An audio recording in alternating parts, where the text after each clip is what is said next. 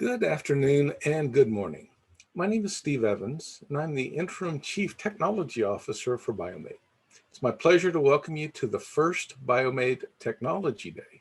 We're excited to follow the launch event yesterday and are eager to make this introduction to the technology program here at BioMADE. Our Zoom today will proceed in 3 sessions. The first will be an overview of the origin and the status of our technology program. It'll be given by myself and Jimmy Gollahar, the government CTO.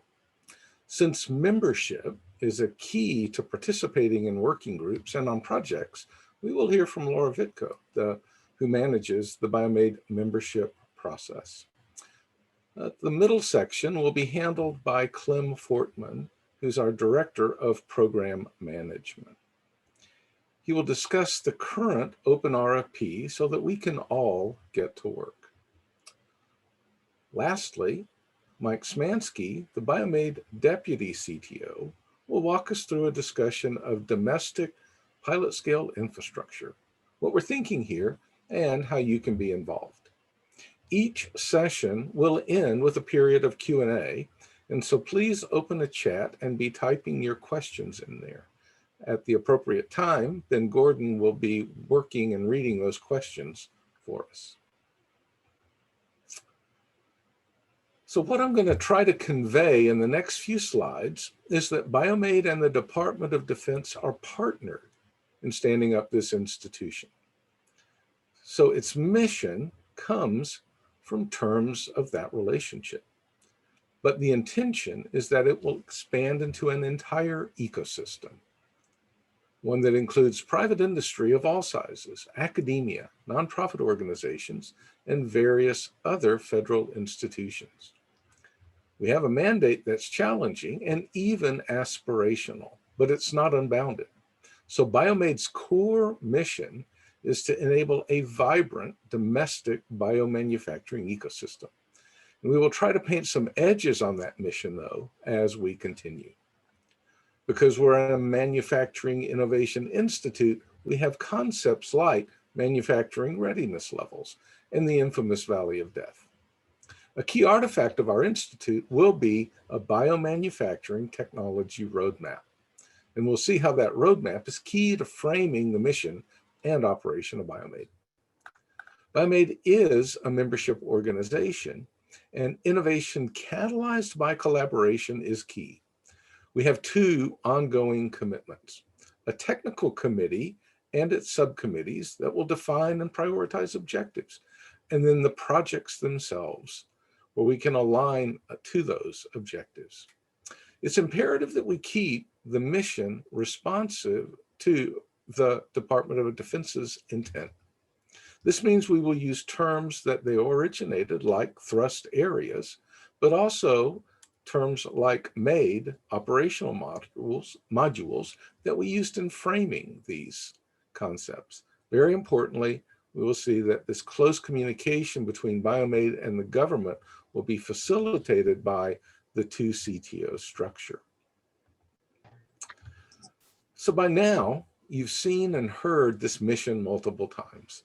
My point in showing it here is to emphasize the clauses that revolve around domestic bioindustrial manufacturing. Things like enabling it at all scales, working to enhance competitiveness, de-risking investment in infrastructure, and expanding the workforce. As part of the larger MII family, our institute is charged to innovate in manufacturing in specific focused technology areas. If we reach back about a year, we will see that these specific areas were enumerated in the Funding Opportunity Announcement, or FOA. One emphasis that you can see straight away was defining manufacturing in the framework of bioindustrial. This FOA is the source of other terms that are important to how BioMADE is shaped and organized, like manufacturing readiness levels, or MRLs. In BioMADE, you will become intimately familiar with the MRL concept and you will also help shape these in specific relevance to biomanufacturing.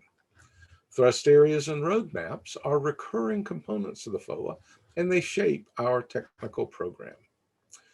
So while we have the ability and the charge to do awesome things, we also cannot do everything. We have to focus on scaling biomanufacturing and its needs, but that's an area that's ripe for innovation. This swoosh diagram is how we try to capture high-level elements of the technology program. We focus on MRLs 4 to 7 out of a range of 1 to 10. We've tried to integrate the MRLs with this valley of death. The valley of death is where inventions and technologies that come out of the laboratories go to die. Our mandate is to help take these outputs from tremendous public and private investments and then help lift them across this valley towards commercial manufacturing relevance. For instance, we all recognize the success and the limitations of the design, build, test, learn cycle. And we incorporate aspects of the DBTL in what we have called the manipulate module. The DBTL cycle alone, though, is usually insufficient to make a product commercially viable. We have serious work that we need to do in terms of downstream processing, fermentation scaling, testing and evaluate at some scales. And we refer to these two areas as accumulate and de-risk. But finally, to be ready to hand off something like a functioning production process, we have a lot of details that need to be finalized. If left unattended, any one of these may be critical enough to sabotage commercial deployment. So we include these modules we include some of these topics in a module we called execute. And this is where we prepare to hand off a functioning process to companies that work in the manufacturing space, MRLs 8 to 10. We created the MADE acronym to help us organize and communicate some of the funders' expectations of the Institute, because it started with a complex assortment of 5 thrust areas and 14 subthrusts. So many of you have a great understanding of the technical gaps that, or the technical steps that are needed to scale bioproduction, getting into larger fermentation or downstream processing equipment. However, BioMADE is also focused on risk mitigation strategies for things that are critical to commercialization, but which may not be classically considered technology problems. I find this 2-funnel diagram useful in carrying out this discussion. As we move rightward, we are adept at approaches which decrease technical risk. Here it's conceptualized by a blue funnel. And you can think about the risk envelope as the technology cross-section or the risk area cross-section as you move across the funnel. So as you advance in MRL levels, the technology risks are decreasing because the technical work has converted unknowns into knowns and dealt with technical issues. They are surmounted. But many of the reasons that technologies end up populating the valley of death revolve around issues that are not technical, but are more tied to business models or the business risk envelope. So while these intermediate MRLs have the ability to help us continue to decrease technology risk, that reduction does not necessarily correspond to a reduction in that red business risk envelope.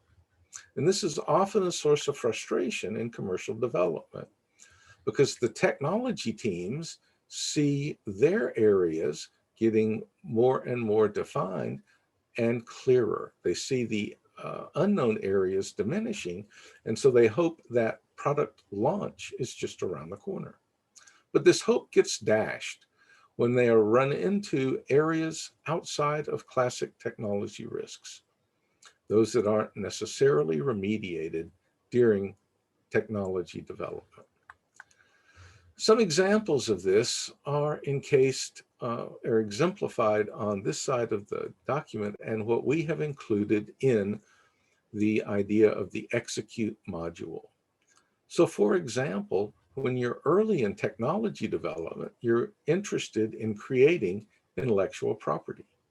But as you move closer to commercialization, you need to be thinking about ways to mitigate IP theft, because the consequence of IP theft is higher the closer you get to commercialization.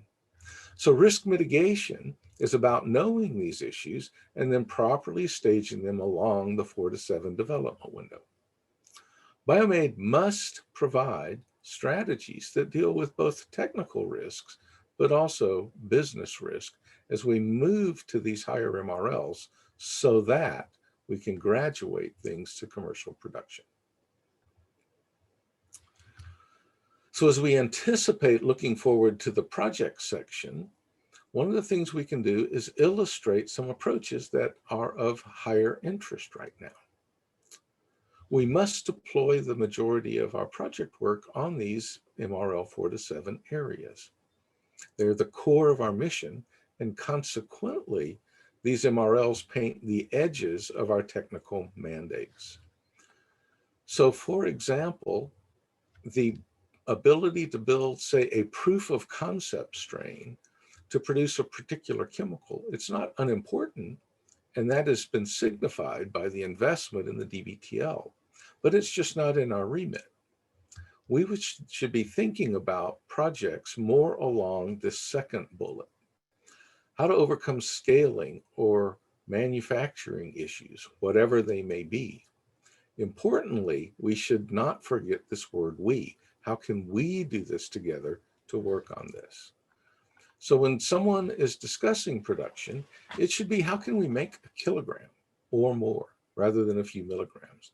Or how can we lower the cost of development by taking steps out, for instance, of a purification process? So these examples aren't intended to be prescriptive, and there's plenty of room for solutions that lie in digital practices, regular or classical process engineering, safety or security, even strain modifications when they can be shown to tie to a clear issue impacting this ability to make multiple kilograms. So this is just an early attempt to illustrate what it may look like to be competitive when you think about these MRL 4 to 7 spaces, so that you can be innovating on processes that will foster commercial scale production. A key responsibility of BioMADE will be developing this technology roadmap. Though that term is familiar, BioMADE's roadmap is far from being an afterthought. It is a consequential document, and it must have certain attributes. For instance, it must be stakeholder-driven, industry-led, and DoD relevant. We'll focus on maturing technologies or processes rather than creating something new in an area that doesn't get us over the valley of death, or which is a recurring issue, trying to get through the valley of death. We're not trying to accelerate into that, but rather we're trying to lift technologies across it. Our institute must be responsive to both defense applications and commercial applications. The key is that we will use this roadmap to then plan, prioritize, compete, evaluate, and execute projects. It's also going to be a way in which we will integrate into other partner agencies in the federal government when they have interests relevant to biomanufacturing. The how of our roadmap process is going to be driven by the technical committee. The technical committee and its subcommittees are one of two key mechanisms for member engagement in BioMADE. The second will be the projects that are spawned by the roadmap. So because membership is essential to engaging in these two areas, I will pass the ball right now to Laura Vitko, BioMADE's membership manager, to give you an overview of the BioMADE membership process. Thank you for the introduction, Steve. I want to welcome you all today and to provide you with some details about BioMADE's membership program. BioMADE is here to serve its members, and member participation is essential to BioMADE's success. We encourage members to have an active role through participation on committees and subcommittees, and to submit proposals to the current project call and future project calls. BioMADE's unique strength comes through bringing an entire community together to support bioindustrial manufacturing. To date, we've had nearly 100 organizations commit to join. As you review our membership information, you'll see there are 10 tiers of membership to invest in. That's because it was important for us to make membership inclusive to organizations of all sizes, from startups to community colleges to large companies and universities. We're offering a broad range of benefits to our members. Some benefits that I'll highlight include access to an intellectual property ecosystem, technical roadmaps, opportunities to apply for project funding, and education and workforce development programming. As a BioMADE member, you can leverage a network of the best capabilities in bioindustrial manufacturing. So I encourage you all to join the BioMADE member community. If you're new to BioMADE, please visit our website and fill out an application. Our staff will review your application and be in touch with you with more information. If you're affiliated with an organization that submitted a letter of commitment during the proposal stage, I will be reaching out to you and your organization's point of contact with a membership agreement and terms and conditions in the coming weeks. I look forward to the opportunity to engage with you. And if you have any questions about membership, please reach out to me directly. And thank you again for supporting BioMADE.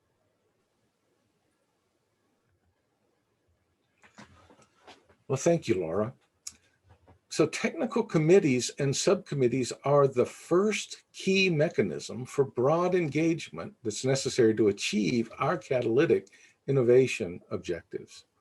The technical committee is the focal point for technical objectives in BioMADE. It will be co-chaired by our two CTOs, and it will meet quarterly, and its composition is driven by terms of the membership tier benefits that Laura just mentioned. However, subcommittees are necessary to define and achieve our technical objectives, and subcommittee participation is open across the entire technical membership spectrum. So this is your chance for direct participation in the technology and strategy of BioMADE. Briefly, what will these two committees do and not do? The technical committee stewards the roadmap, and then it sets priorities within and between areas of interest from the roadmap. It will handle some strategic reach back to technologies prior to 4 to 7 if we think there will be an advantage to advancing those and properly positioning them. The TC won't be voting on or approving individual projects because it has a portfolio level mandate. It will be balancing investments, risks, and potential rewards, all the while maintaining that responsiveness to industry and Department of Defense needs. Though we'll not be discussing it today, a transition roadmap was developed during the past several months. And one of the first orders of business of the TC is to ratify that roadmap so that it can serve as a basis for prioritization of our first roadmap-based project call. The subcommittees own sections of that roadmap, and they will work within and where relevant across those technical areas. Initially, they will be organized around the thrust areas of the FOA, and then as the roadmap matures, will be modified and adapted as necessary. The subcommittees will draft project calls responsive to their sections of the roadmap, but they're not charged with reviewing all of the proposals that arise. Besides subcommittees, the second way that collaborative work will be catalyzed is via projects. We have four main categories of projects. The bread and butter, so to speak, will be institute projects, and these are aligned to the roadmap and the priorities therein. These will happen roughly on an annual cycle. Later today, you're going to hear about the open RFP, and it's a standing opportunity to solicit proposals which are not constrained by roadmap priorities. However, they must still be responsive to the technology remit of BioMADE, to biomanufacturing issues. So they're not a place to just propose a lot of early TRL work. We will have two flavors of directed projects that depend on the source of the funding. These will arise from specific requests from the government or private industry. These projects will allow focused activities with funder-defined objectives to be accomplished by taking advantage of BioMADE's infrastructure. And these may happen multiple times during the year. So finally, we'll come back to this idea of the funder's intent. We can't take our eye off the ball that we are DoD funded and membership driven and focused on biomanufacturing innovation. We'll continue to work on thrust areas and the MADE operating modules, and then we may evolve these with the consent of the technical committee. But day to day, we need to be framing our thoughts on how to make kilograms. For some of us, it will be actually making the kilograms. And for others, it will be working on the systems or enabling tools to make this work reliably. So whatever your level of expertise, help us work on creating a collaborative and resilient ecosystem. My commitment, and that of my fellow government CTO, is to maintain strong interactions so that we can attain mutual understanding and balance what that is necessary to catalyze innovation in biomanufacturing. This isn't accomplished solely by our roles as co-chairs of the technical committee, but also by frequent communication on short-term and long horizon topics. So, what can you do today? First, as Laura mentioned, ensure that your organization's engaged with the membership onboarding process. Each organization will have a technical point of contact also, and they're going to be key to cascading information throughout your organization, and then a coordinated point for responding back to BioMADE. So if you don't know who they are, network in your organization to find out who your TPOC is. As we stand up and operate the technical committee, we will be working with these institutional technical focal points of contact. Now, if you know that you're one of those TPOCs, besides going through the official membership channels, feel free to send me an email so that we can be in contact early. But importantly, remember, subcommittee involvement is open to all technical organizations, regardless of membership tier. So what I'm asking you to do is email me at sevens@biomade.org with your name, your technical expertise, and your areas of interest. As a bonus, if you know your institution's TPOC, CC them so that we can share that information. And finally, please read and act on the project call so that we can all get to work. With that, I will pass the ball to Jimmy Gullahar, my government CTO counterpart, where he will discuss other ways that the organization is structured to catalyze collaboration. Over to you, Jimmy.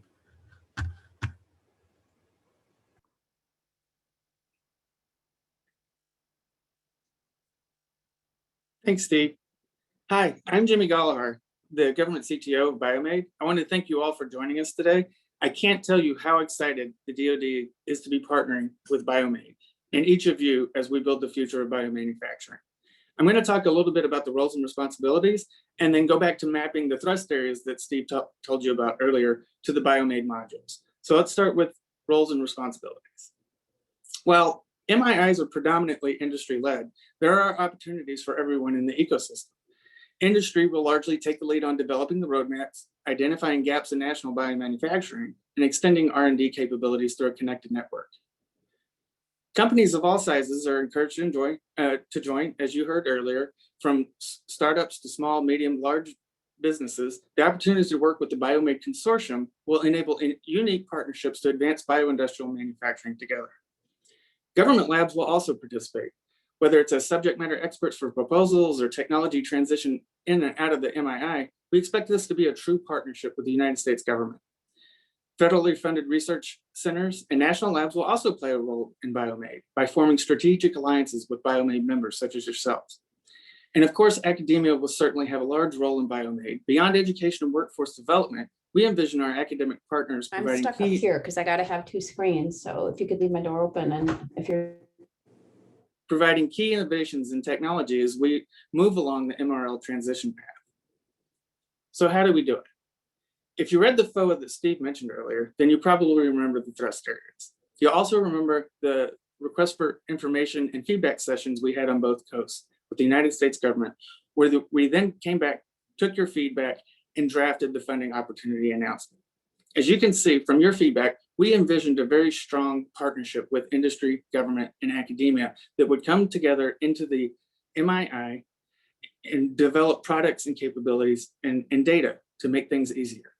As you see here, the 5 thrusts that we envisioned were largely in line with the DBTL cycle, where we had data and design, scale-up production, downstream processing, test and evaluation, and a resilient ecosystem, with 2 cross-cutting thrusts being ELSI and education and workforce development. Now, one of the most impressive parts of BioMADE was the reimagining of these into the modules that Steve mentioned earlier. I won't go too in depth about these now, but thrust area 1, data and design, essentially became manipulate. Thrust areas 2 and 4 became accumulate, and then DSP became de-risk, and our resilient ecosystem became execute. Now, another impressive part about BioMADE is the integration of the MRL levels that you'll hear more about as we move throughout Technology Day.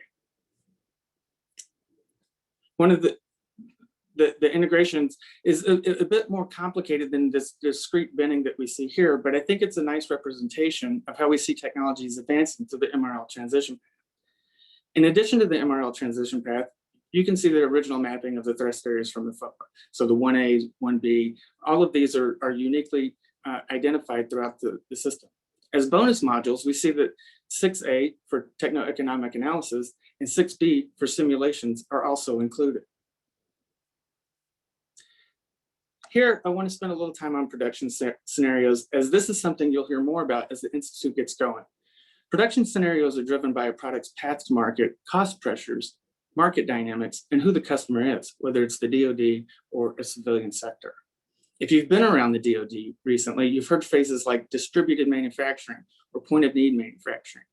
In addition to the technology developments that are agnostic to production scale, BioMADE will look for innovations at the dedicated production plant, multi-product production plant, modularized product production plant, and deployable or mobile production scales. Now, the last 2 may seem like long-term goals, but we feel that BioMADE mobile production scale, we feel that BioMADE will make investments today to enable these production scenarios of tomorrow. As you heard yesterday, BioMADE has been busy in the 6 months prior to launch. And this graphic gives you an idea of our preliminary thoughts on these representative production scenarios that I just introduced, what they are, and how we see their application spaces shaping up. The first 2 are scenarios that we're all familiar with. First being dedicated, which is characterized by large production volumes. Production is generally continuous for a predictable market, and the infrastructure is purpose-built. A multi-product production plant is signified by medium or large scale production volumes. The plant can shift to multiple end products, could be seasonal, they could be influenced by market dynamics or feedstock prices, or even supply and demand saturation. This production scenario has different workforce requirements. Now, the next two production scenarios are a little less familiar and require more innovation and longer-term timescales to reach their potential. Modularized. This is limited volume production. This features dedicated or flexible production processes. These are also useful for the need to be in close proximity to feedstocks or the end users. These are composed of reconfigurable models to fit process needs or be recycled to a new location. And we see this as a scenario as needing more complex regulatory and workforce needs. And finally, redeployable. This is where on-site production is required and could be transient. Obviously, we're talking about a very small production scale with this scenario. We envision this production scenario requiring purpose-built modules for unit operations or dedicated products. Some example applications for this could be disaster relief, deployable DoD production of products, or even bioremediation operations. Each of these will require unique technology innovations, and we're very excited to be working with you on them. Thank you all for your time, and I'll pass it back to Steve for the Q&A. All right, let's get this party started. Good morning, good afternoon. My name is Clem Fortman. I'm the Director of Program Management for BioMADE. Welcome to the most exciting session of the day. We're going to talk about projects and how we are going to get to work. So the goals for this session are for me to give you an overview of the request for proposal call that went out on our website about a week ago. Hopefully all of you have downloaded that and had some chance to look it over. We're also going to talk a little bit about how BioMADE can help you promote yourself with the other members and socialize a little bit. But the majority of this session is going to be dedicated to answering your questions. So I will do my talk for 15 or 20 minutes, half an hour, whatever it takes, and we will dedicate the rest of the session to Q&A. We think we've written a very clear RFP, but we wrote it, so it's clear to us. If it's not clear to you, make sure it is by the end of this. We will do this until 3:15 Eastern time, at which point we will take a 15-minute break and head into the last session of the day. So the basics on the RFP, what are we after? Steve did a great job this morning of talking about the BioMADE mission space. We're looking for non-medical biotechnology products and processes to advance the field of bioindustrial manufacturing. That's pretty succinct, also pretty broad. We're looking to consider a lot of things. This is an open funding call. As was described earlier, we have a technical roadmap that is draft version, and we will have a subsequent funding call that maps to that. But right now, this is an open call, but it does need to fall within our mission space. Who can apply? Right now, at the white paper stage, anyone can apply. There will be some gates along the way, as we talked about briefly in the previous session, and we will talk about more this afternoon. By the time funding comes around, everyone on your team will need to be a BioMADE member. Right now, no one needs to be a BioMADE member, but look at that as a requirement for funding. The funding availability on this call is $10 million for projects up to 2 years. We are not putting any limits on that, so you can apply for 10 million bucks. But you better be spinning straw into gold, because we want to fund a lot of things and are looking to fund things more around the $1 million level. And that will be met by cost share from your side. So requests for $1 million will be on $2 million projects, where you explain in your white paper and more so in your proposal how you are matching our investment in you with cost share. That's covered a fair amount in the RFP. I will not be talking much more about that today. So what's in scope?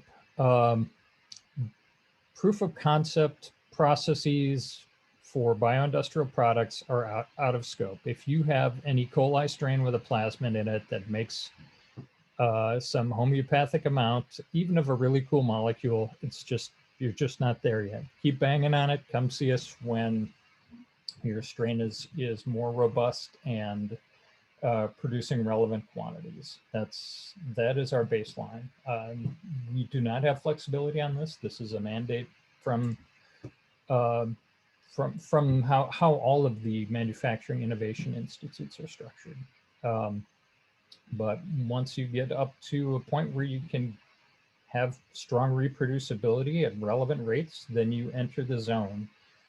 And once you go into full manufacturing, you're back out of the zone again. But we are concentrating on that valley of death that Steve covered very well this morning. So I will not belabor that here. There are some slightly more detailed explanations in the RFP. As you write your proposal and your white paper, think about how BioMADE is structured. Our module areas: manipulate, accumulate, de-risk, and execute. Where do you fit into our landscape? Do you touch on one or more of those modules? Do you have other elements that are overlying for the commercial readiness portion? Explain how your proposal fits into this figure, because it'll be helpful for us to compare relevance on your proposal versus others. What constitutes bioindustrial manufacturing? A lot of stuff, frankly. Some examples: scale up of a new bio-based material monomer that, if it looks promising and the next step is to produce many kilograms, ton scale to do some test and evaluation and to prove out the value of a product, that could well be in scope.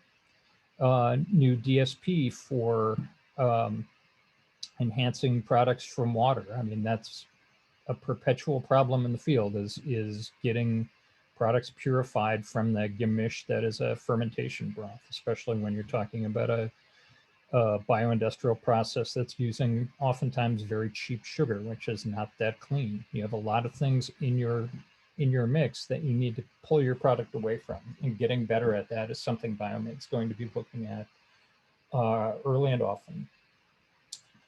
Developing a new enzyme catalyst for an industrial chemoenzymatic synthesis, bioremediation, new catalysts for industrially relevant processes are certainly in scope. In the overlying business case, creating and curating an informational database of biomolecules and elements of how they are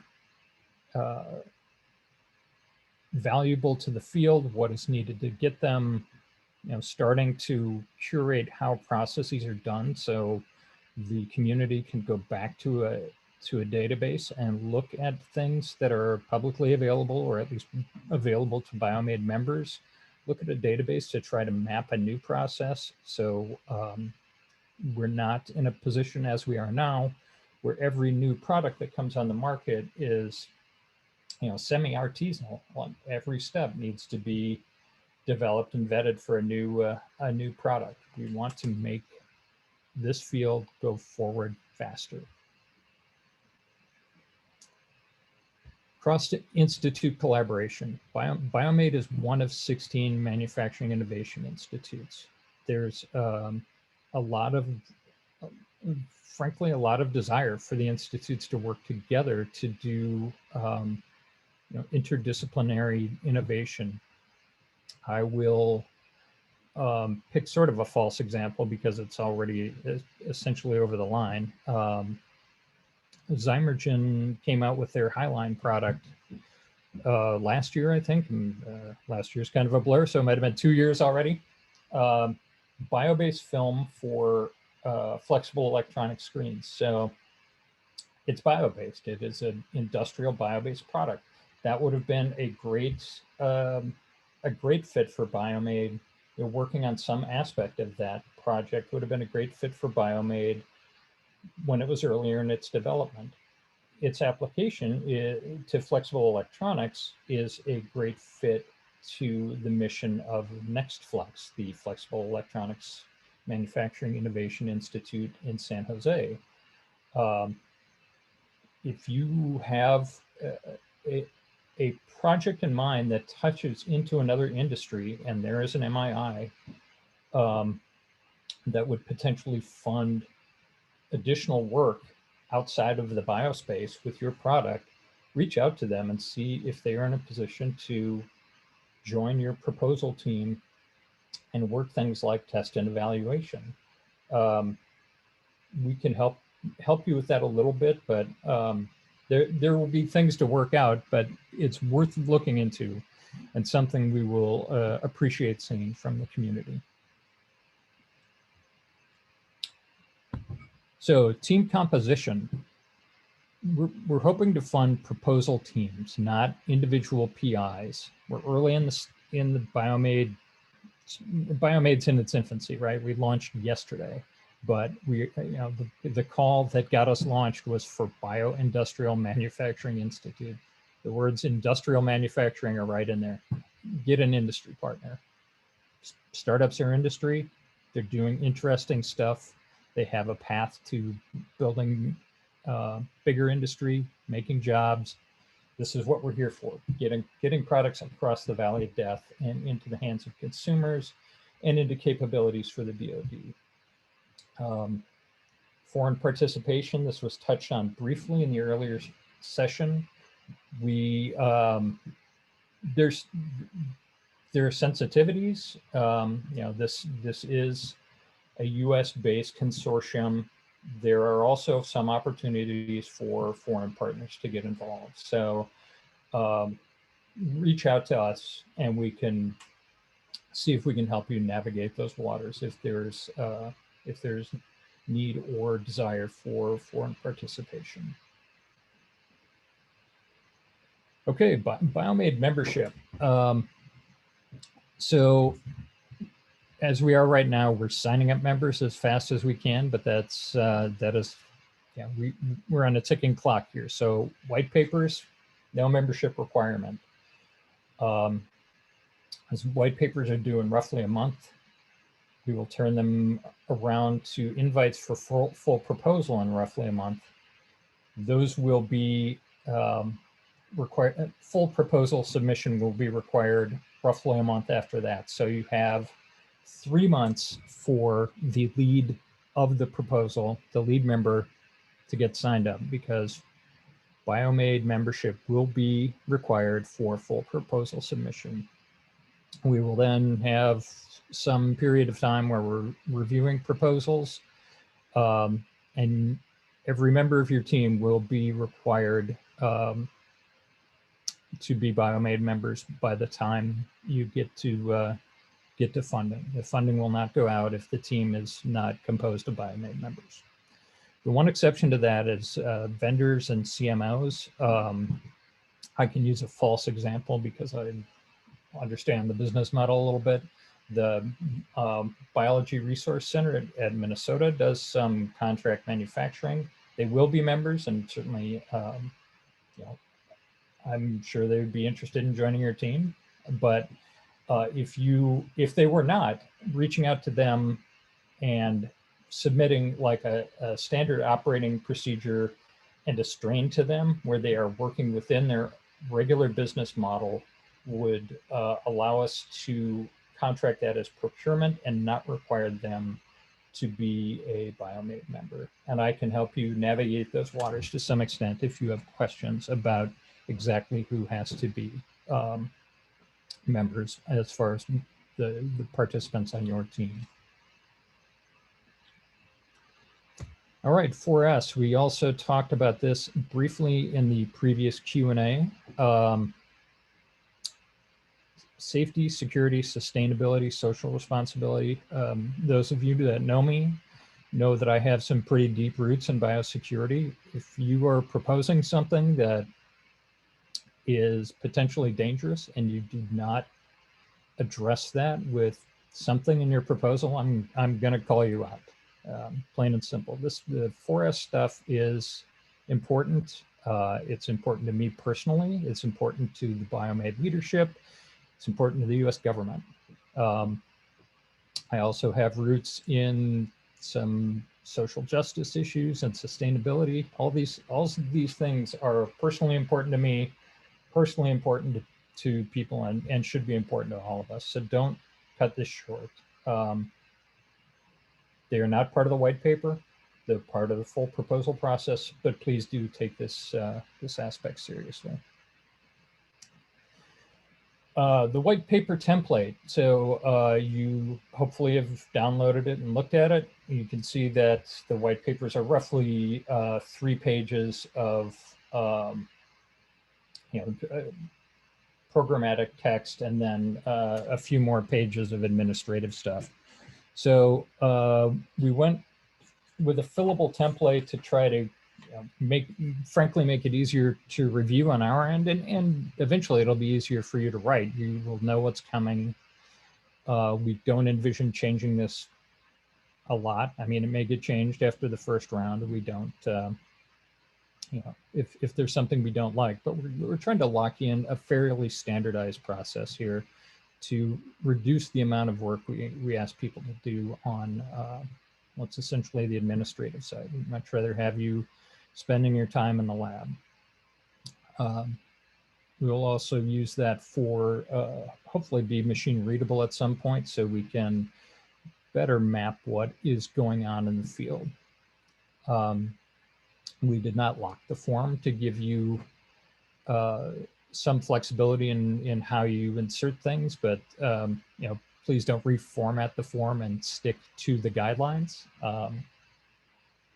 They're there for a reason. So, but one of the things that can be done, given that we did not lock the form, is that you can add things in the templated form, tasks and objectives, that sort of thing.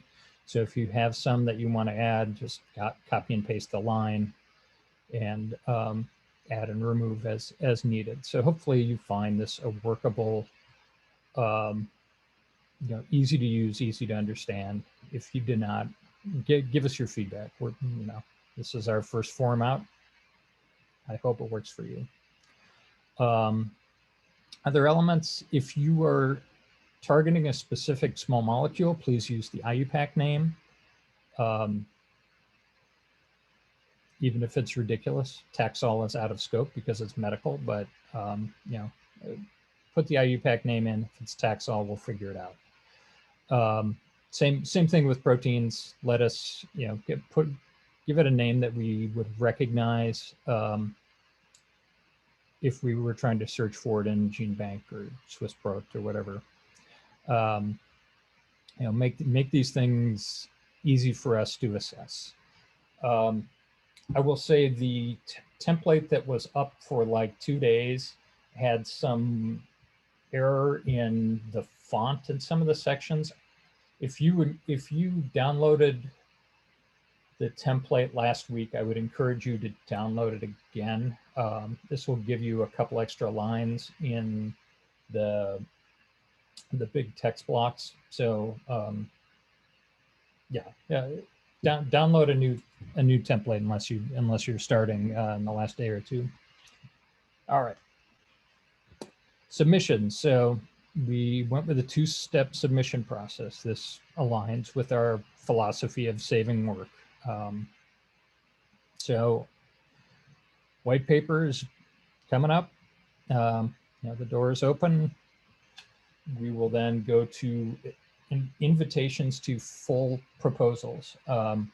We expect to be funding at 50% or greater. So if you get an invitation to submit a full proposal, we see some merit in what you're doing. And we're not trying to play the numbers or anything. We want to not ask people to do work that's not going to go anywhere. So if you're invited for a reason. Give us your best shot, and your odds should be relatively high.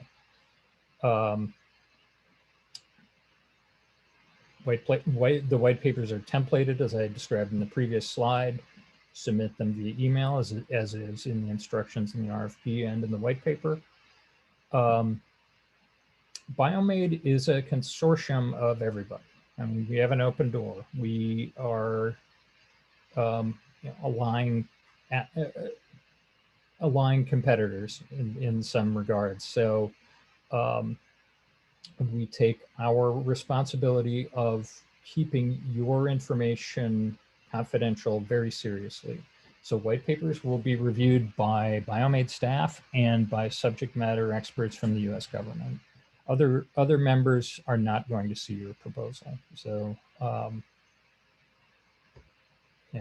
rest assured, we recognize the sensitivities here and are working hard to ensure that everyone's information stays proprietary. Teams that are invited to submit full proposals are going to be afforded a 1-hour meeting with BioMADE,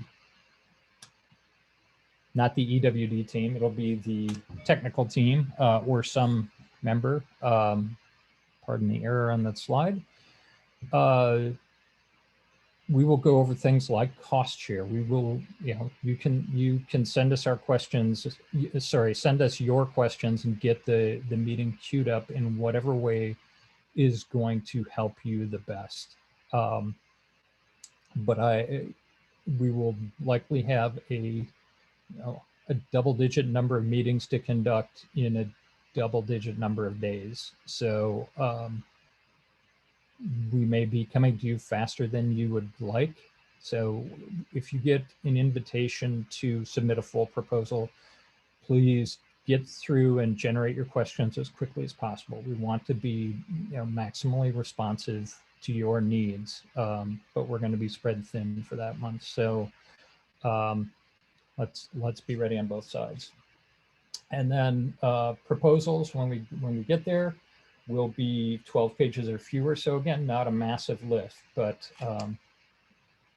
they will require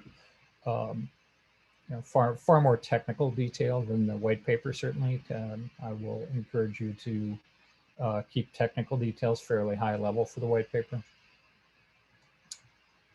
All right. So the timeline: April 22nd, the RFP was out. April 29th, this is it, the launch event. Welcome. I'm going to try to answer as many of your questions as I can in the next 57 minutes. Yeah, let's get this done. So white papers are going to be due midnight Eastern on the 28th. So not a lot of time, but it's also not a huge lift. We will, as I've said multiple times now, be turning around invitations for full proposals roughly a month after that. And then full proposals will have roughly 4 weeks for completion. So it'll be a quick turnaround on both sides. Teaming. So I have used the term your proposal team a couple of times today. We want these to be team efforts. I mean, we are in a very interdisciplinary field, and it is hard to be on top of everything. Teams that have, techno-economic analyst and startup and a couple of academics are going to be able to put together a more attractive product by taking the best of several small elements than one powerhouse academic or one moderate company. Partnering with big companies gets you a lot of resources as well, but get together and get a team. To help you do that, what we are going to do is we are going to distribute a slide template tomorrow. This will be a one slide. I'll show it to you in a second. We'll send it out to everyone who's on this call. Put your POC, and then goals. I do this and I want to, I want to get it to scale, whatever that is. I have a strain that produces a lot of something, but I can't get it purified from water, or I can't get it purified from broth, or I can't get it purified from an enantiomer or something. I need somebody to help me purify it from an enantiomer. Well, as your separation scientist. Capabilities. If you want to contribute your biofoundry for some project, great. If you want to contribute you have a pilot plant and you just want to partner with people who need to do some scale stuff, great. Achievements, brag yourself up. What, how did you get here? What have you done? There's a lot to talk about here. So this is a good way to start socializing yourself with the other BioMADE members. So we will ask that you submit these by 4 p.m. Central, 5 p.m. Eastern, Central time, that nobody's on except the person managing this process. So with respect to her, it's 4 p.m. Central, May 7th, and we will distribute the deck the following Monday. You can submit to membership@biomade.org, use teaming in the subject line. These are going to be shared. So please don't put any proprietary information. Treat this as public release. I take proprietary information very seriously. I don't want to see it on this because this is an element that's going out to others. So please manage your stuff, and I'll manage your stuff too. But this is not the place to talk about your special sauce in a way that's other than reasonably abstract and non-enabling. Here's the template. You'll get it probably tomorrow morning, and we'll look forward to having it back on the 7th. Okay, welcome back, everybody.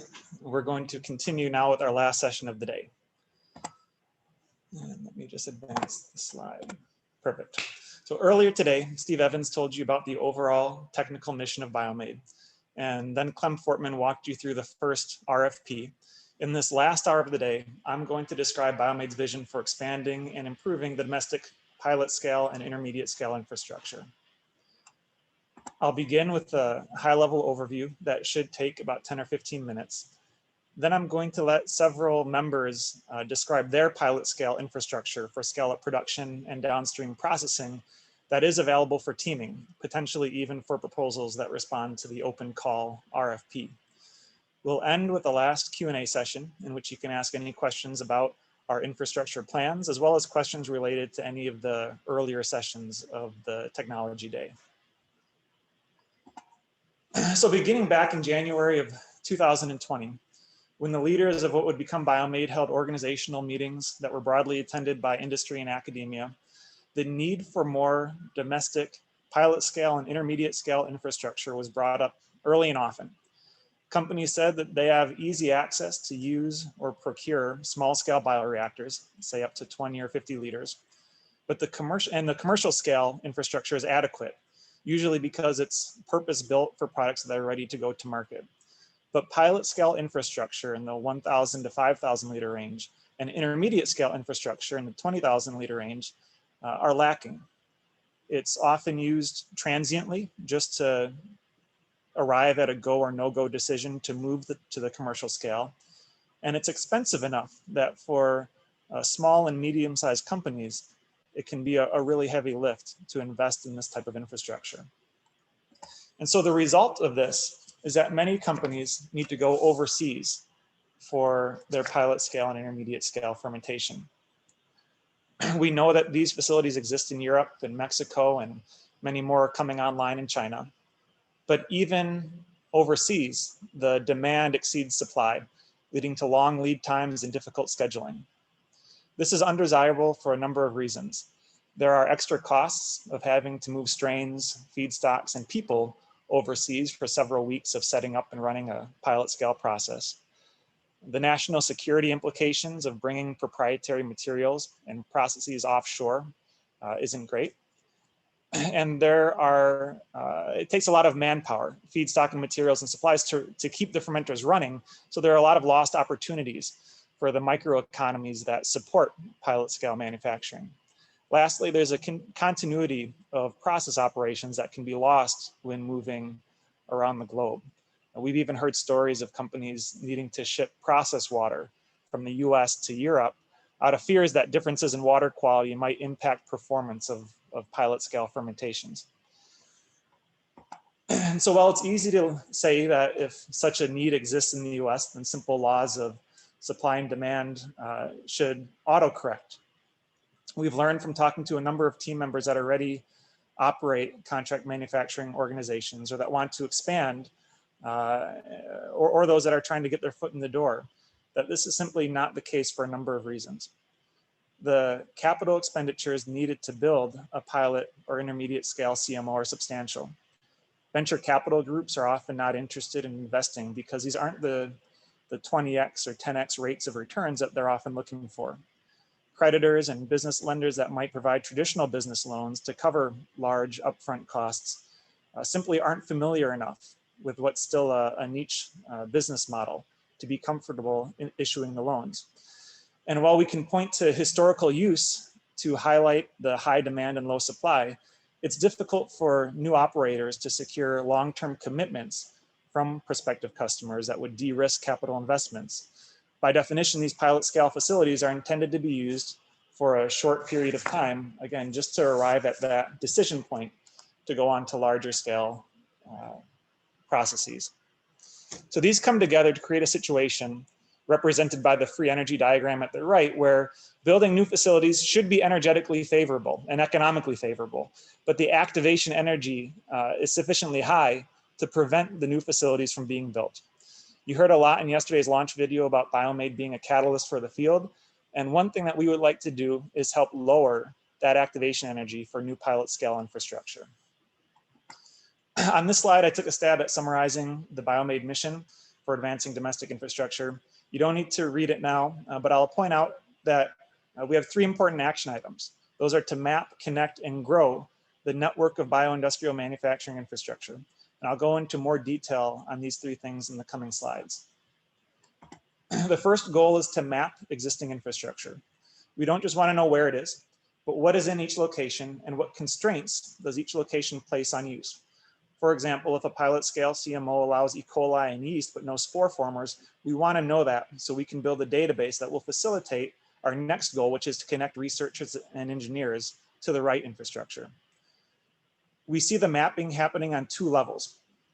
First is to have all of the member organizations share data on their infrastructure that they're potentially comfortable in sharing as part of the BioMADE collaborations. This quote unquote available infrastructure map would be shared within the community to facilitate teaming. And we plan to map both the capabilities and the needs of the community, and we'll work hard to make sure that all those needs are met. The second level map that we like to generate, and I imagine this might be a more difficult ask for some of our members, is a comprehensive domestic infrastructure map.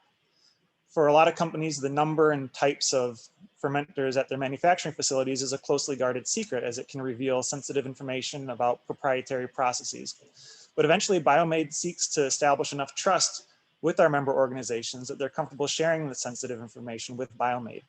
We would keep the information confidential, but with the information, we could perform network level analyses to identify vulnerabilities or to predict surge capacities and identify areas that we can report at a summary level to members of government to encourage them to invest more in building a more resilient domestic manufacturing base.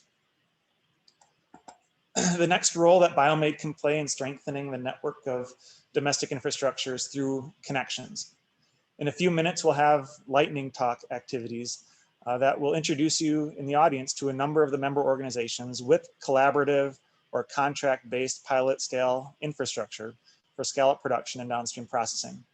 Connecting member companies that need pilot scale infrastructure to members that have these capabilities is something we can facilitate easily. We also see a role in connecting infrastructure to enable end-to-end bioprocess development for products that require unit operations which don't currently exist under one roof. For example, there might be a complex bioprocess that requires scale-up production to be done in South Carolina, downstream processing in Georgia, and final formulation in Texas. With an understanding of the complex unit operation workflows, we can work with the community to make sure that these connections are robust and able to deliver. The next level of connections is to enable seamless data flow between collaborating organizations under BioMADE's digital backbone.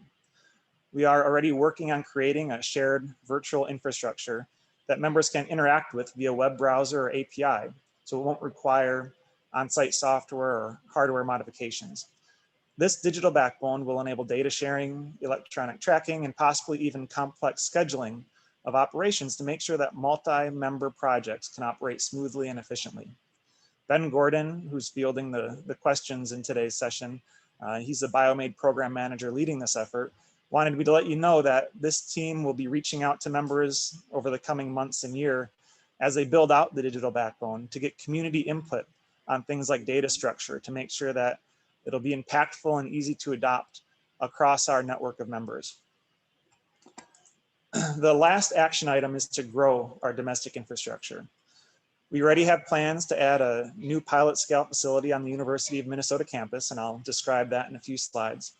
We want to go beyond that and secure funds for a dozen or more new pilot scale facilities in the US. Now, the approximately $90 million in DoD committed funds to BioMADE is explicitly not for infrastructure development. So we have plans to work with our members and with the US government to secure separate funds for this purpose.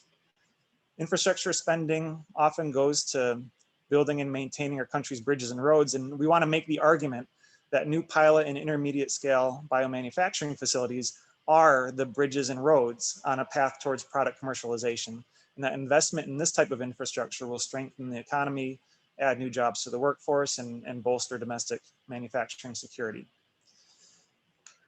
So it makes sense to have an organization like BioMADE to lead this effort instead of letting infrastructure development occur by independent groups.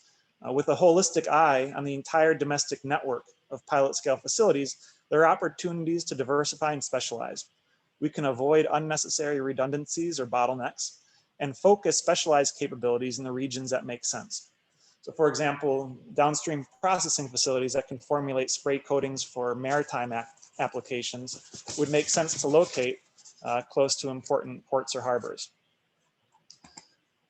From working with members during the proposal period and for the past few months on our transitional technical roadmap that was alluded to earlier today, we've learned a lot about the priority areas for new innovation and scale-up processing.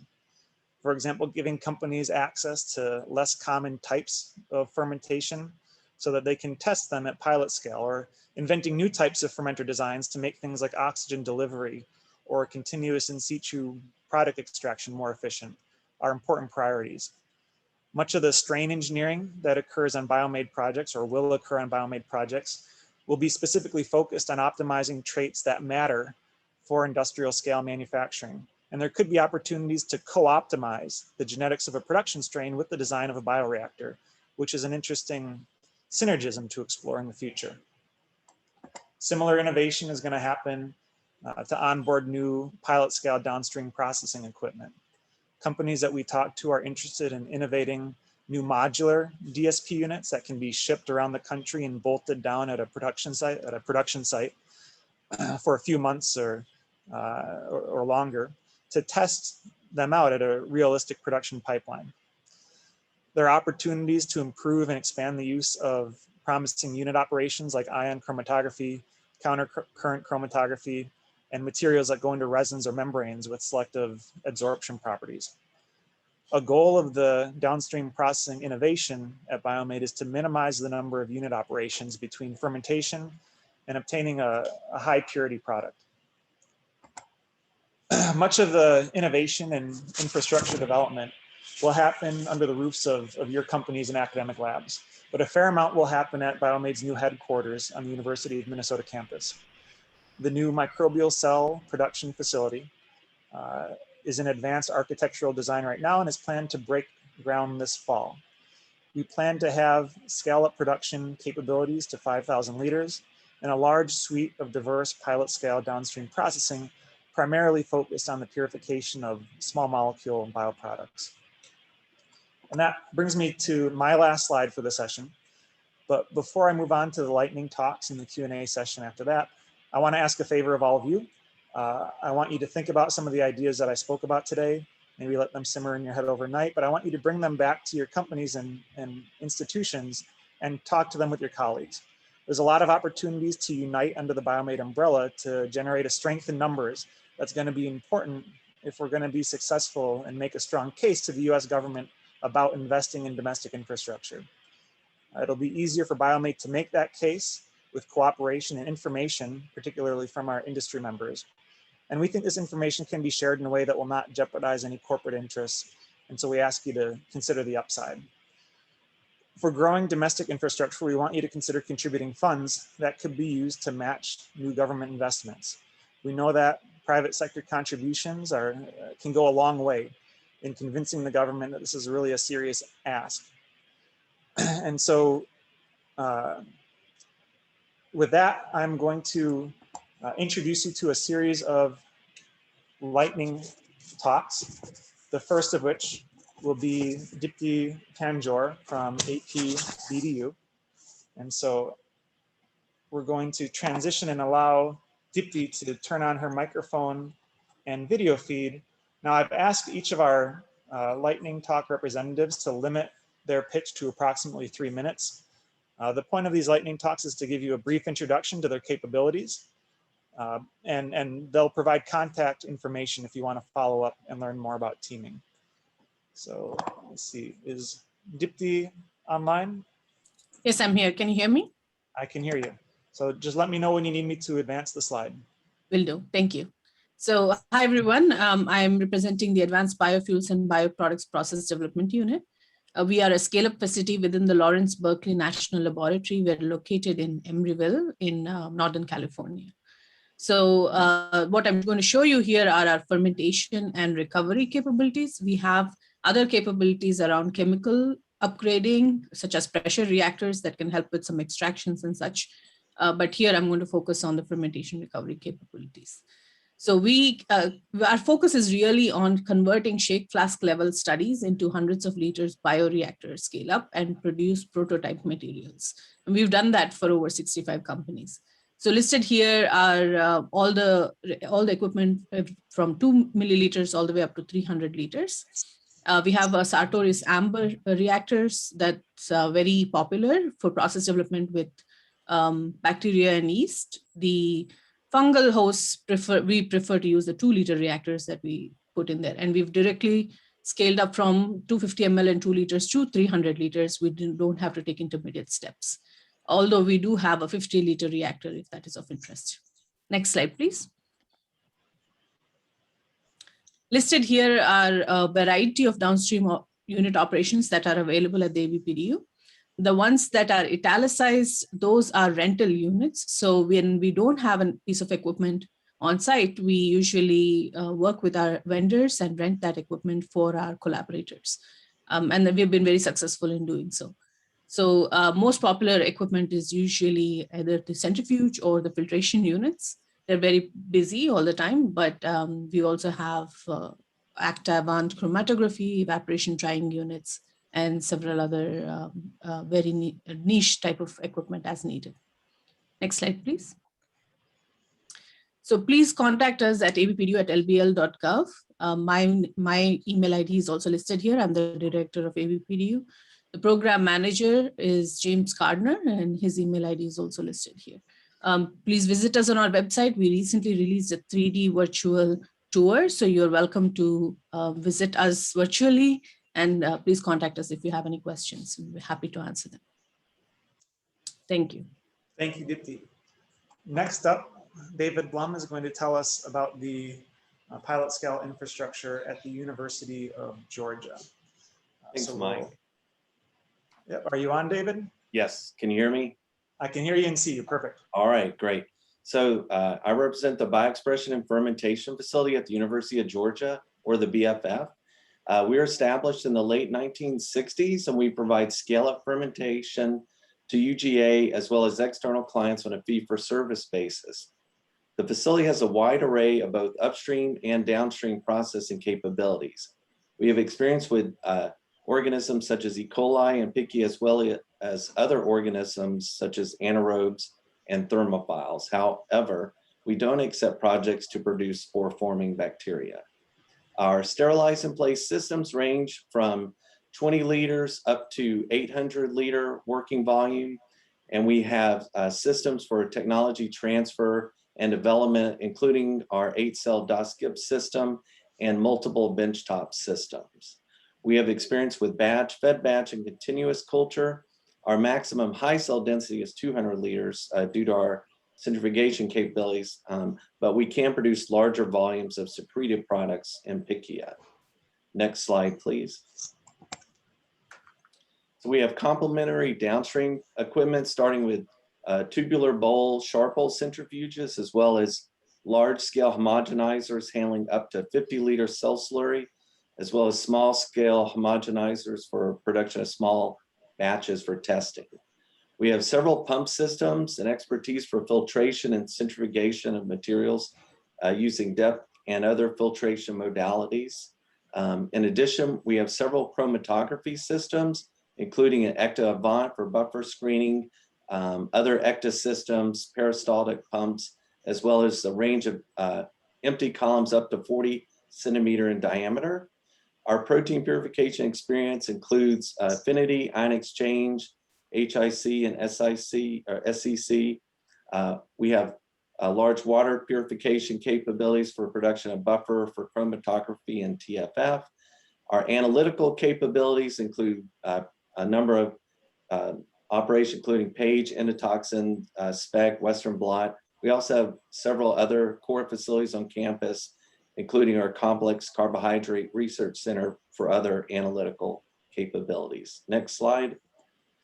This is my contact information, bff@uga.edu, or our website, bff.uga.edu. I'm also director of our biomanufacturing program, where we produce graduates for industry. We have a YouTube channel where we have videos that we use for training students. You can check that out. We also have 2 showcase pages on LinkedIn for our BFF and MBB, so follow those for updates. Thank you. Great, thank you, David.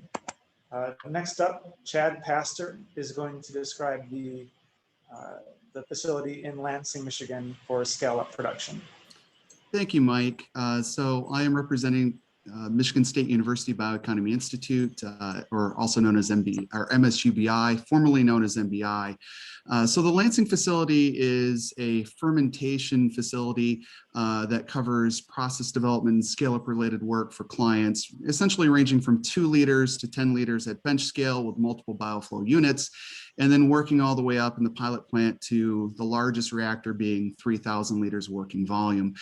So the listing for the units there of 150, 200, and 3,800 are nominal volumes. So working volumes are 100 liters, 150 liters, and 3,000.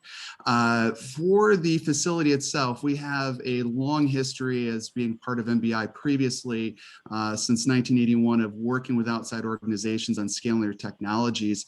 And it's very common for us to take processes directly from 5 liters directly into 3,000 liters based off of the experience and the tech transfers that we have done in the past. So the fermentation units themselves are fairly well automated. We can do batch, fed batch, or some other types of processes. Everything is hooked up from bench scale fermenters to the mid-size and large fermenters to off-gas mass spec. So we're able to do more complex feed and control type systems for our processes on the upstream side.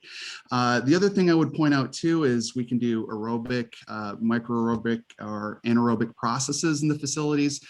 We are also able to handle spore formers as well. So that may be something that's a little bit different than some other people. In terms of analytical capabilities, we have the items that you see there. So the whole host of things that we need to do to monitor the processes for clients, such as obviously glucose and everything else, or various types of proteins. But what I would point out that's also very attractive is that we do have access to other facilities on the MSU campus for any equipment that we may not have, such as NMR. Next slide. So the downstream side of it for our facility, it is essentially on the other side of the pilot plant itself, and it is actually very nicely matched up in terms of equipment capabilities with the large scale work. So we do have a Clara 200 unit that we can do centrifugation for our clients. We also do have tangential flow filtration unit that we can go ahead and run processes for clients and do separations. There's a whole host of different tanks. So if we have more complex needs in terms of the downstream as well as other types of pots, we can run those processes for clients as well. And for us, I would say it's very common to run multiple types of processes in the facility, but then also have rental equipment potentially come into the facility itself, because we do have a bay that allows us to put those pieces of equipment in and run those processes for our clients. We do have some solvent extraction capabilities at pilot scale, but that's at our sister facility in Holland, Michigan, which I'll cover later. And we also do have tray drying capabilities and a lot of experience running these types of processes for outside clients. We essentially work with very few academic institutions. We tend to work more with outside organizations that are interested in scaling up their processes. Next slide. So contact information, this is for me, I'm the business development manager. You can go ahead and check out our website. It does have a full listing of all the equipment, and it covers the facilities as well as a little bit more of the history of us. It's easiest to reach me via cell phone, which is listed here, or email. Thank you. Great, thank you, Chad. And next up is Vijay Singh, who's going to talk about the Integrated Bioprocessing Research Laboratory in Illinois. Thank you, Mike. Good afternoon, everyone. I am a professor of food and bioprocess engineering and also the director of Integrated Bioprocessing Research Lab, or IBRL. IBRL is a translational research facility designed to bring industrial biotech innovations closer to commercialization. Next slide, please. All right, so IBRL is located on the south part of our campus. It's a 42,000 square feet pilot plant space with about 10,000 square feet of high bay area. Located in IBRL are several individual bays where a client can work in their secured space, has access to full suite of utilities. Most of our equipment is very modular, so we can very quickly put together a bioprocess according to our client's needs. In addition, we have a full suite of fermentation equipment, all the way from 16 liters to about 1,500 liters, combined with full DSP and product recovery. In addition to fermentation capabilities, we have all kinds of equipment to process different biological materials from grains, legumes, oil seeds, cellulosic feedstocks, fruits, vegetables. IBRL has been in operation for past 2 years. We have conducted close to about 30 or worked with close to about 30 different industrial clients. Many of them have been repeat customers and conducted over 150 different projects. Supporting the pilot plant is 3,500 square feet of analytical lab, 20 offices for industrial clients, conference room facilities, as well as classroom. Next slide, please. If you need more information, here are two contacts. Dr. Beth Connerty, she is the Assistant Director for Business Development for IBRL, and Brian Jacobson, Assistant Director for Pilot Plant Operations. On top is the website for IBRL. Most of our equipment is listed there, so I encourage you to visit the website. And if you have any additional information, feel free to reach out to Beth or Brian. With that, thank you very much. Thanks, Vijay. Next, Brent Shanks is going to describe the infrastructure available at Iowa State University. Yeah, so at Iowa State, we have a fermentation facility that's embedded within the Center for Crop Utilization Research. It's been in existence since the 1990s.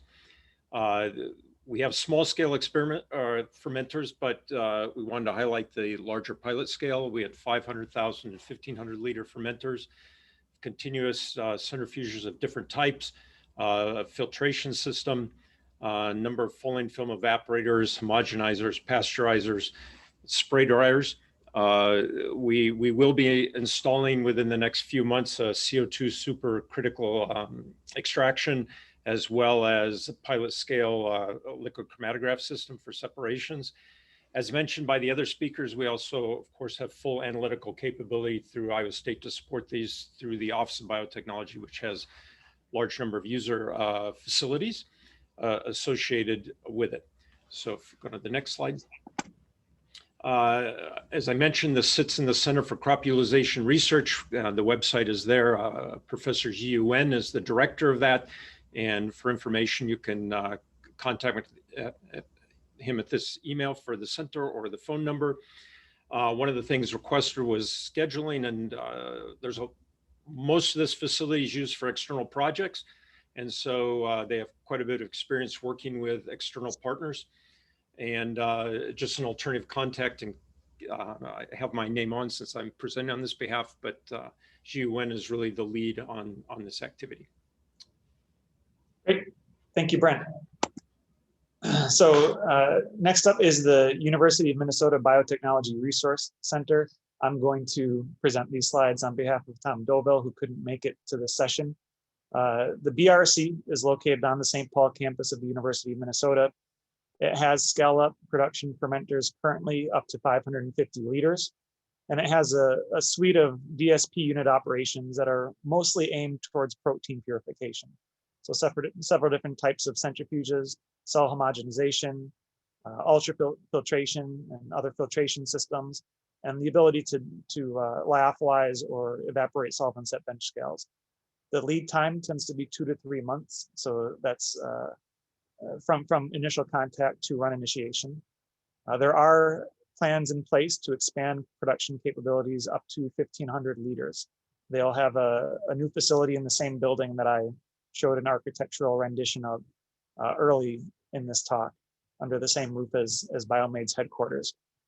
So to reach out to the BRC, you should contact Thomas Dovell, whose email and phone number are listed here.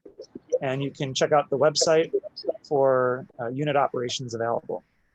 So next, Shankar is going to talk about the DSP Focus facility at Georgia Tech. All right, thank you. So I'll tell you about some of the separations process equipment that we have at GT. So on this slide, you can see our the membrane-based rigs that we have. So we have 2 pilot rigs that are custom built, and these are typically used for R&D in the nanofiltration and reverse osmosis area. They can also do ultrafiltration and things like that. We can send in about 3.5 gallons per minute through these rigs, and the temperatures can be up to 70 degrees C and fairly high pressures as well. We can handle different types of membranes, whether they're flat or spiral, tubular, or others. And we have a whole bunch of different analyticals that we can use to complete the analysis of the results. And this facility, these pilots are portable. So you can see here a picture where both the rigs were used in a plant trial, where we're running about a total of 6 to 7 gallons per minute through them. And this facility is available for collaborations through research or testing agreements. Next slide, please. We also have equipment in the adsorption area, or chromatography, as others call it here. So we have 3 SMB adsorption rigs available, pilots available, and we can also convert them into fixed bed. So the fixed bed, is basically what you see on the top right, where you send in the feed for some time, you load up your column, and then you desorb the product. So it's a cycle operation, but you can operate this in a continuous mode using SMB, which is shown in the bottom right, where you link up the beds together into a circle, and then you can synchronously switch the input and output ports to simulate a continuous operation of the system. And so we have 3 of these mini plants, as we call them. They all have different capabilities, and these are R&D instruments at the end of the day, which can give you the right physical phenomena that are useful for scale up. Next slide. So my contact information, I'm in the School of Chemical and Biomolecular Engineering at Georgia Tech. That's my email address. The lead time here, so like I said, it's basically the time that we need to set up an agreement and agree upon the run parameters. I will note that the chromatography rigs are not plug and play. It requires significant engineering in order to figure out the right parameters and so on. And so there is an R&D aspect to this. Thank you. Thank you, Shankar. Finally, Chad is going to come back online and talk about a different facility in Holland, Michigan. Chad, go ahead. Yeah, thank you. So our Holland, Michigan facility opened up as part of Michigan State University's Bioeconomy Institute in 2009.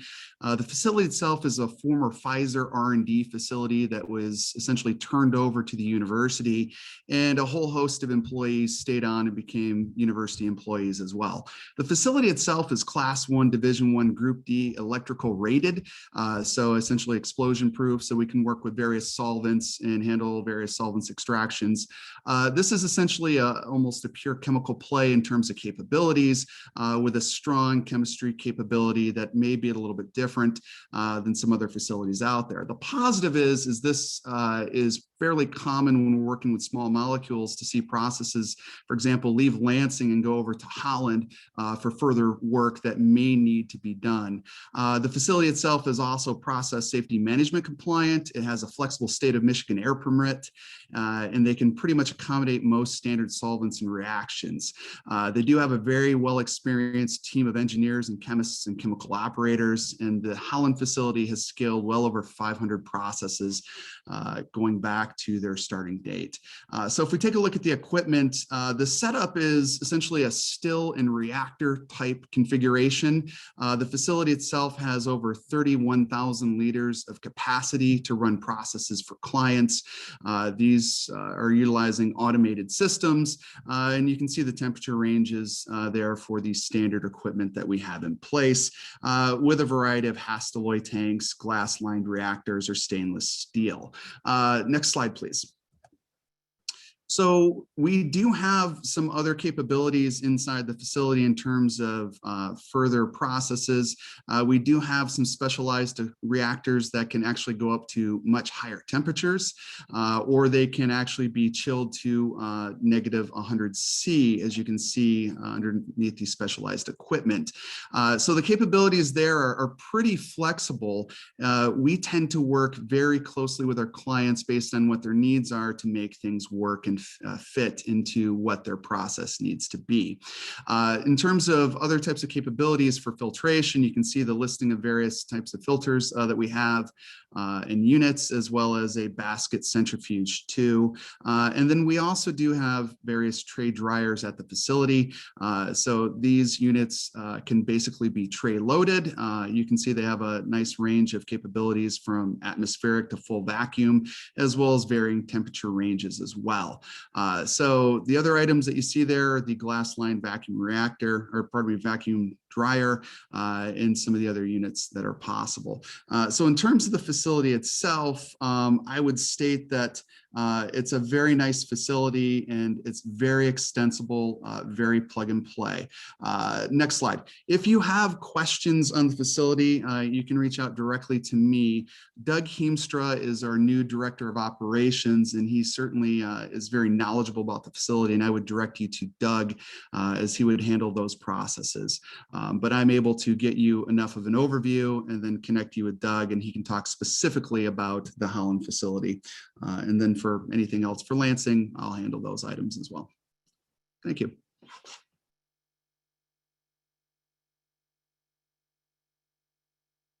It has to happen once in every meeting.